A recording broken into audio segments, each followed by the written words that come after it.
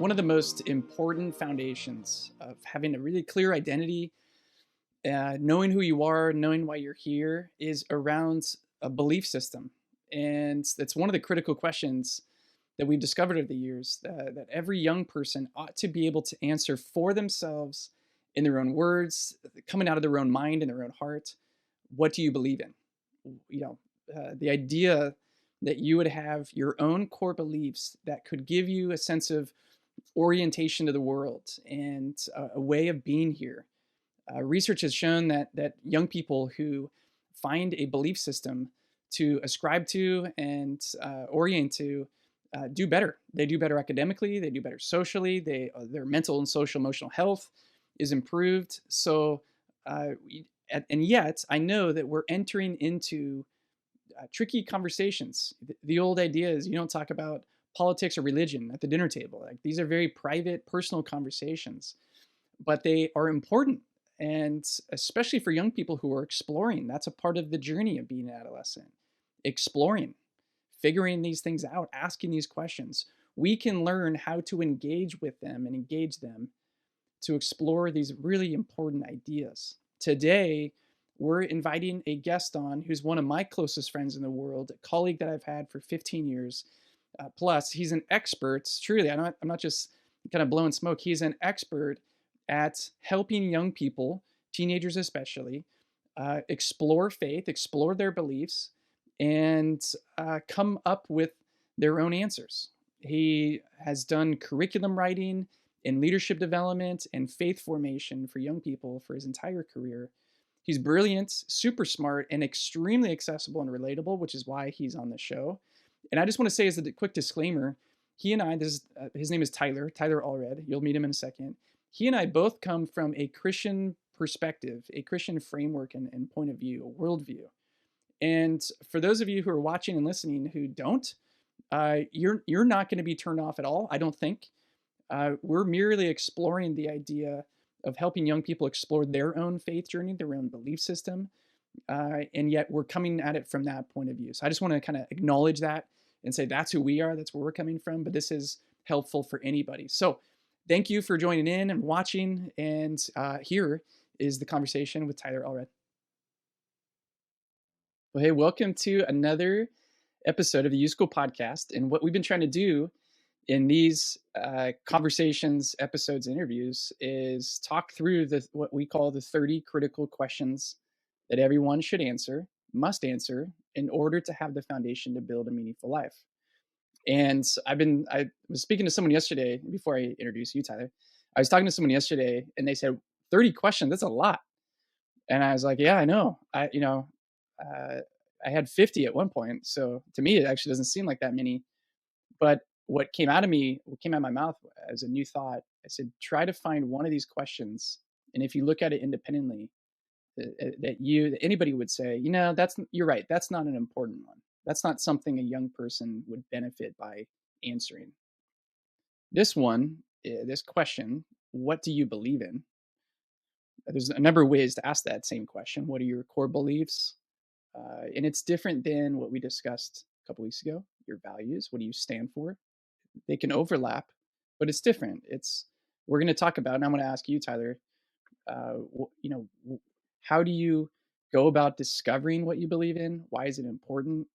But we're going to get into that. First, I would love for the folks to get to know you. I know you really well, and don't worry, there's a little intro that I'll do on my own. So we're not going to go into your whole bio right now. But you have an interesting story. And I'd love for you to talk about that with the perspective of your own journey of discovering what you believe in and how that is different or similar to the tradition and the family and culture you were raised in. So welcome to the YouSchool podcast. Tell me, Tyler, what is it that you believe in? How'd you figure it out? That's great. I love that question. And I feel like I've been on this journey for most of my life, starting as early as, honestly, 4th or 5th grade. So, so basically, I was raised in the Mormon faith. All my ancestors, both sides of my family, back to the pioneers in the 1800s, are Mormon, and raised in that. And You know, as a important caveat, I do want to say, like, that's a good upbringing. Like, I Yeah. appreciated a lot of the morals, the direction, um, that I received from that upbringing, and even the more in my later life, reflecting back on it, like, that's a nice environment to grow up in. And Mm. any of us who know, like, I love my Mormon family. I Yeah. love the friends that I've had that are in that church still.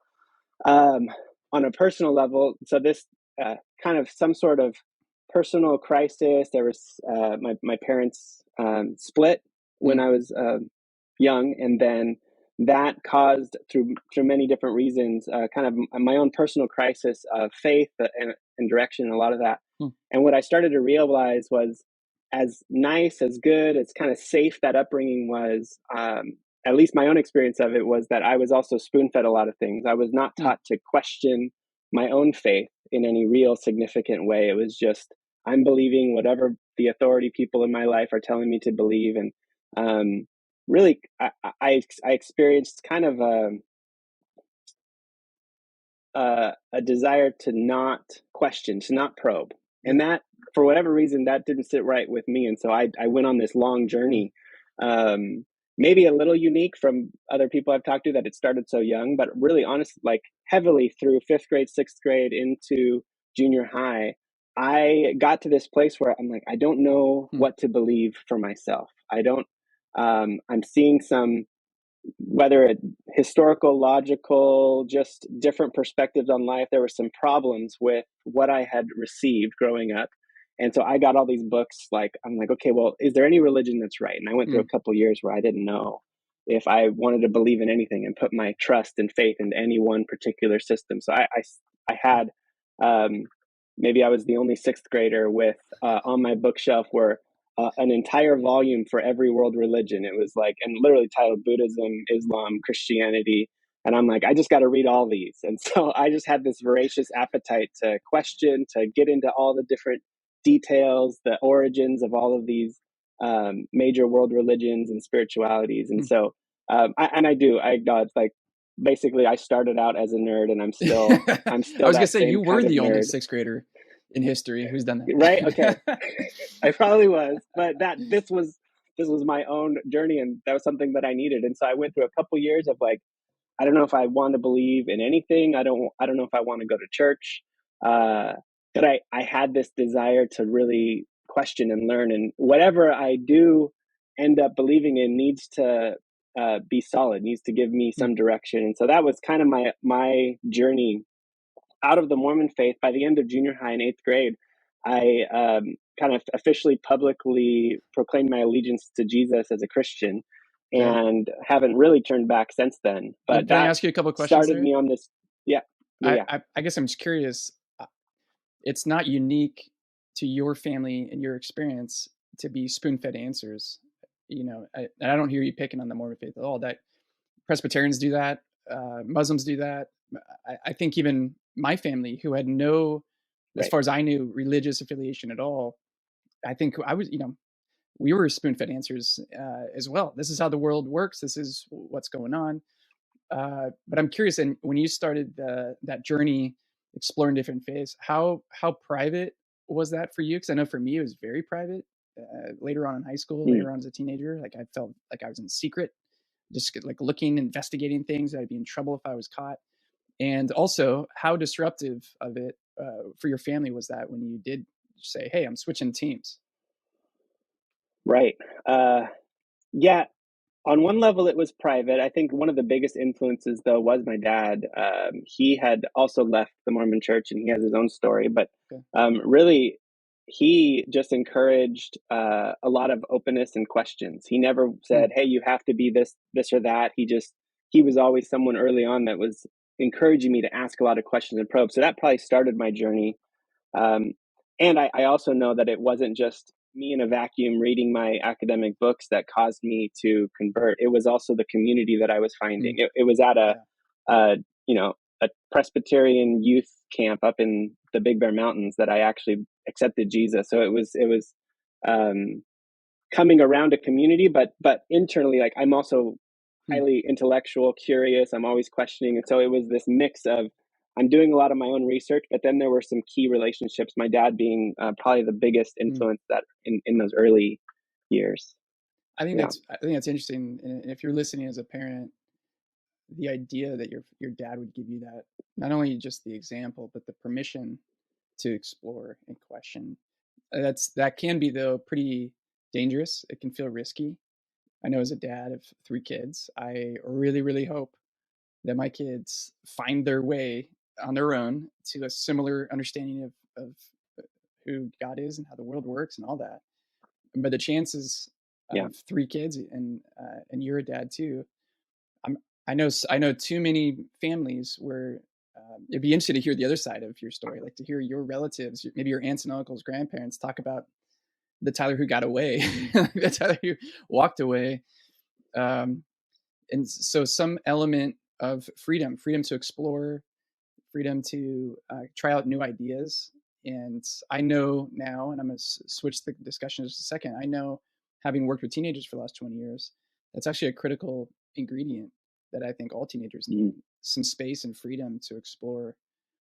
You've also done the same thing. You've gone into a career and spent 16 plus years helping young people explore their own belief system and their own faith.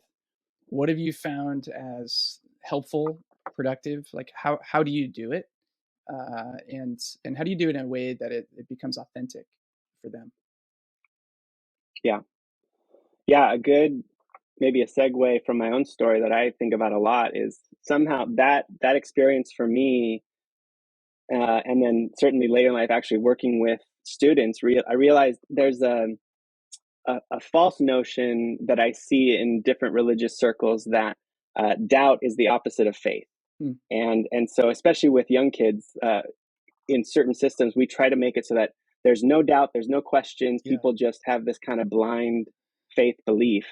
And that was something that for me early on, I had to realize, no, actually, I think Hmm. that we're supposed to question and we should always be endlessly Hmm. curious. And especially, I worked for the most number of years with college students, but I've also worked with elementary, junior high, high Hmm. school, and I'm constantly encouraging them to probe into their questions, even Hmm. really deep, kind of potentially faith shattering questions to Hmm. say, you know what, if your faith is worth it, if it's actually grounded on something real, if God is uh, a real God who's created us and is orchestrating this universe, then he can handle all of your doubts. Hmm. There's no question that Yeah. should ultimately shatter your faith if we're in pursuit of something that's true and real. And so finding ways for myself to say, I can question all of this stuff and come Hmm. out of the end stronger. I don't have to be afraid of doubts. Like faith um, is not opposed to doubt. You see that Hmm. especially in Hmm. the Christian Bible. It's just saturated with people that Oh are yeah. doubting and asking God, why have you abandoned us? And what do we do about this problem of evil? And so we can ask all these really hard questions and Hmm. come out stronger for it. So that's been a big part of it. Um, there's three lenses that have been really instrumental for me that I've been even Hmm. developing more clearly in my own ministry for the last 3 or 4 years now. And I think of the way that I approach faith is through these three lenses of curiosity, challenge, and wonder. Hmm. And so when I say curiosity, it's that sense that there's always another question to ask. I never want to get to the place in my own understanding of God or the Bible or faith that I feel like I have all the answers, that I've arrived in some way. Yeah. And so I'm always constantly going back myself saying, okay, there's probably another question to ask. There's something that I Hmm. missed here, depending on whatever topic it is. There's always another way Hmm. another angle, another perspective to bring in. Um, the challenge piece, I think I turn that also toward me personally to say, uh, I should challenge my own outlook, my own perspectives. I have a very limited view of the world based on my upbringing, my Hmm. culture, just who I am, my personality, and so I'm always looking to say, is there another voice, another person, another way to challenge me? It comes to play really clearly for me with the Bible, the core document of the Christian faith. It should not be something that again like kind of pats me on the back and said like the voice that would say, wow, Tyler, you are like the best Christian around, and you've totally nailed this. And Yeah. you're like, you're up on some pedestal. I'm constantly turning back at better and saying, Mm. no, I think I'm looking at this wrong. There's something that should challenge me. Um, and then the wonder piece is like Mm. in faith, there should be an element of worship, of awe. Mm. It shouldn't just be some boring, stale, ancient text that we try to read, or sadly, a lot of folks in all different religious streams, I think you can get to this place of it's repetitive and stale and old, and why am I even doing this? And to try to actually, the point of faith is that it should bring forth some sort of awe, some Mm. wonder. The religious term for that would be worship. It should Yeah. pull us to a place of worshiping something bigger than ourselves. Mm. And so if my faith has become too stale, again, my tendency now is to say, well, it's probably not my religion's fault. It's probably something, it comes back around to me. Like something that I'm doing is making me approach this in a boring way. Maybe there's a Yeah. way to find that sense of awe again. So those three, curiosity, challenge, and wonder, have just been three helpful frameworks for me lately. That is so helpful. I think as a parent, those, when it comes to how do I do this, those three lenses I think are incredibly helpful, because what seems like the current script would be sit my kids down or have them as captive audience in the car and say, "Hey, I want you to know what I believe and what we believe." And I, that how far is that going to go? Especially when teenagers start developing their own thoughts, and a part of the adolescent process is to actually distinguish yourself against the family and culture you come from. It's to separate yourself. Mhm. So the idea that it would be a monologue or that I would tell them the answers doesn't make a lot of sense. Doesn't sound very productive, and I think we all intuitively know that. But then I think that's why what you're offering is so helpful. What then do I do? And uh, Yeah. I guess I'd ask you, from a practical standpoint, curiosity, challenge, and wonder. What can a parent do or an educator do to cultivate those? Yeah, at least, well, one experiment that I've been trying with my own girls. I have three daughters, age 3 to 10, and just in the last probably 2 or 3 months, I've been trying this, so it's still an ongoing experiment. But around the dinner table, we started reading out loud together parts of the Bible, and so we started in the Gospels because for us, Jesus should be the center of our faith. But I've been intentional to not turn it into what you just described of me as the father telling them what they're supposed to believe. Like we read like Yeah. 5 verses of a story of Jesus healing somebody, or Mm. um, giving a strange teaching or something like that. And then sometimes that's all we do, and the girls are off talking Great. about Harry Potter after that, and Yeah. that's fine. And then if they ask a question, we'll try to Mm. talk about it. But it has been really encouraging to me to see they actually ask for it now. They say, "Oh, Daddy, Mm. when are we going to do that story time?" Mm. And I think my motivation was just to expose them to the story and see what questions might come up. And if this Mm. keeps happening over the months and years, I can imagine more questions coming up, especially when we come to some really strange parts, because there's some strange and fascinating stories Yeah. all throughout the scriptures. But to not feel like I have to put on like a professor cap and say, now this is the Mhm. moral of this story. You girls, you have to understand this particular aspect. Like I'm just saying, I'm just going to expose you to the story and see what questions come up along the way. And Mhm. I guess the main hope with that little tiny experiment is to establish curiosity first and Mm. foremost, and then Yeah.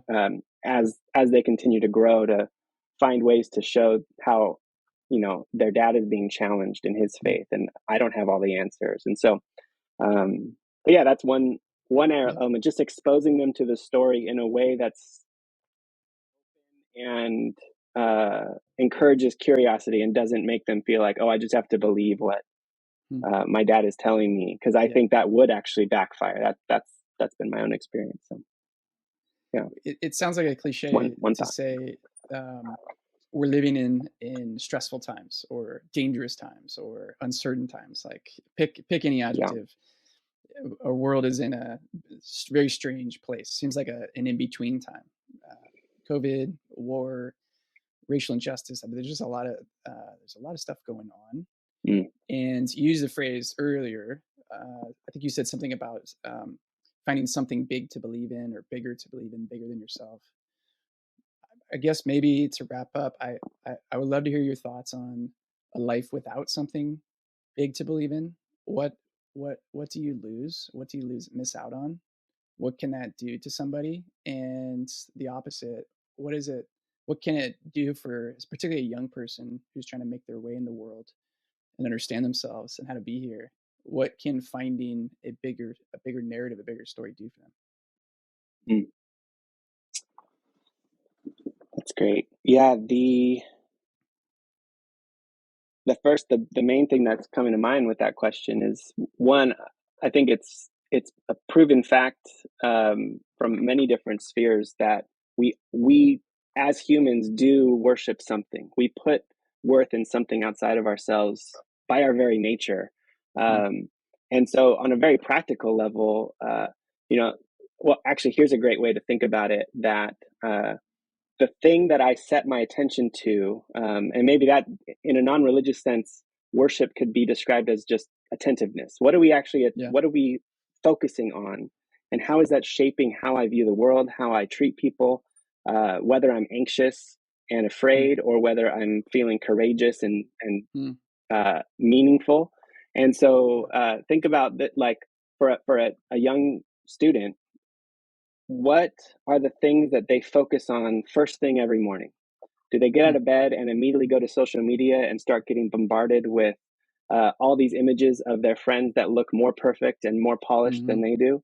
Do they wake up and start scrolling through the news and feel anxious and mm-hmm, fear of all the hardship and violence that's happening in the world? Or do they wake up and focus mm, first on, I was created by a being that's bigger than me, who has a good mm, purpose for me, who wants me to pursue meaning and to actually contribute something to this world. And then I'm still going to be bombarded later on with yeah. social media and with the news and stuff. But um, so that's been at least a practice in my own life, to say, how do I make sure that I don't immediately reach for my phone and start Mm-hmm, scrolling through the news? I need to at least start with mm, some sort of grounding activity to say, for me, it's been there's a prayer that Jesus teaches his disciples to pray. It's famously called the Lord's Prayer. And so it starts by mm-hmm, grounding us on, God is our Father, our Creator. All things were made through him. We are actually asking for his way of life to come into our world, heaven on earth, and we're trusting him for our daily bread. There's all this, like, that just simple focus towards something bigger than myself then helps orient yeah. me to say, I still want to deal with all the anxious stuff and all the frustration and violence, but they don't get to dictate my identity, if that Mm, makes sense. So that's just yeah. one, like, I think a very practical example for me of how believing in something bigger shapes how I then approach all those other important things. Um, Yeah. but if I don't have that, if I didn't have God in my Christian faith, it would be something. Something would be giving me my identity, Mm, and if it's the news stream and social media, that's a to use like a biblical language, that's a God that is not a good God. mm, The quote unquote God, or the idol of social media, is would give me a warped identity of who I'm actually supposed to be mm. versus uh, the God of Scripture for me. Yeah.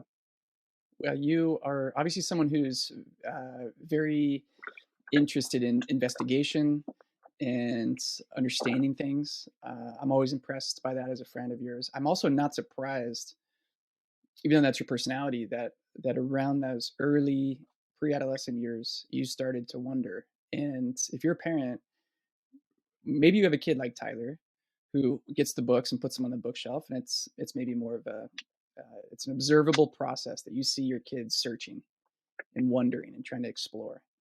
Or maybe they're a little bit more like me, where it's very underground. But I want you to know, regardless of the personality of your kid, all kids around the age of 10, 11, 12 start wondering and putting things together. The most helpful thing you can do is start asking questions. And there's a shift, obviously, from a monologue to a dialogue to ultimately just listening. And I've learned that so much from you and working with you over the years, Tyler, the power and importance of a good question, and a good question that then expects an answer. So we have some of those questions in the show notes. Tyler, I'll definitely include the framework that you shared, and parents and teachers explore, try to experiment with asking your kids these big questions. Why do you think we're here? Who do you think you are? Who do you think God is? If there was a God, what would you think he or she would be like? Those kinds of questions start open curiosity, and and I would just we love to hear from you as you do that, because it's definitely not gonna get tidier. It's gonna get messier, but that's a part of the process. So Tyler, thanks for being on the show. Thanks for your friendship and partnership with us, and wish you all the best as you raise those girls to be just like you, curious, challenging, and in wonder and awe as they go through life. Thanks. It's been great. Perf.